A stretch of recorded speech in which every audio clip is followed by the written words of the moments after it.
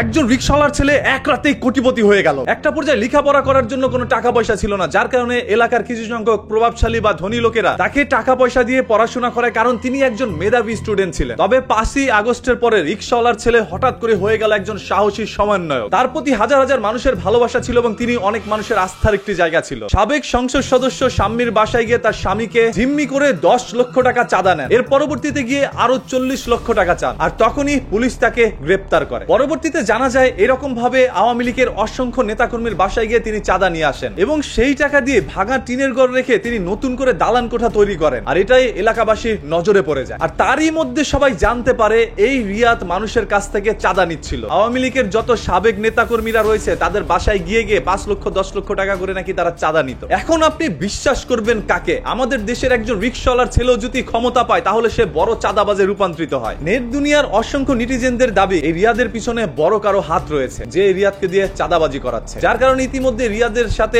আরো 4 জনকে রিমান্ডের মধ্যে নেওয়া হয়েছে। জিজ্ঞাসাবাদে বেরিয়ে আসতে পারে আরো চাঞ্চল্যকর তথ্য। আমাদের বাংলাদেশের সকল মানুষের মনে ছাত্রছাত্রীদের জন্য একটি ভালোবাসার জায়গা গড়ে উঠেছিল। মানুষ বিশ্বাস করে নিয়েছিল এই দেশের সবাই রাজাকার এবং চাঁদাবাজ হইল, ছাত্রছাত্রীরা কখনোই মানুষের কাছ থেকে চাঁদা নিবেন। তবে একের পর এক গোমর বেরিয়ে আসে। এখন আমার কাছে মনে হচ্ছে বাংলাদেশের সব থেকে ভালো মানুষটাকেও যদি আপনি ক্ষমতা দেন এবং এই গদির মধ্যে বসান তাহলে সেও চাঁদাবাজি করবে। মানে আমাদের বাঙালির রক্তেই সমস্যা, ক্ষমতা পাইলে চাঁদাবাজি শুরু করে। আপনি কোন দলকে দেশ থেকে বিতাড়িত করবেন? আওয়ামী লীগ চলে গিয়েছে, আসবে নতুন করে হয়তোবা বিএনপি, আসবে জামাত, আসতে পারে এনসিপি বা আরো কোনো দল থাকলে তারাও আসতে পারে। তবে নিশ্চয়তা দিবে কে? তারা এসে চাঁদাবাজি করবে না। রিয়াদ একটি গরিব পরিবার থেকে উঠে এসেছেন, তার বাবা একজন রিকশা চালক, নুনান্তে পান্তা ফুরাতো, তবে বেরিয়ে আসলো তার চাঁদাবাজির রহস্য। আর এই কারণে তারই এলাকার মানুষগুলো এখন তার শাস্তি চাচ্ছে। মানে যে ক্ষমতা পাচ্ছে সেই কেন শুধু চাঁদাবাজি করছে? মানে আওয়ামী লীগের নেতা কর্মীদের কাছে টাকা খেয়ে খেয়ে তারা নিজস্ব দলের মধ্যে তাদেরকে জায়গা করে দিচ্ছে। তাহলে কি আপনাদের মূলত টার্গেট ছিল এই দেশ থেকে শুধুমাত্র শেখ হাসিনাকে সরিয়ে দেওয়া, নাকি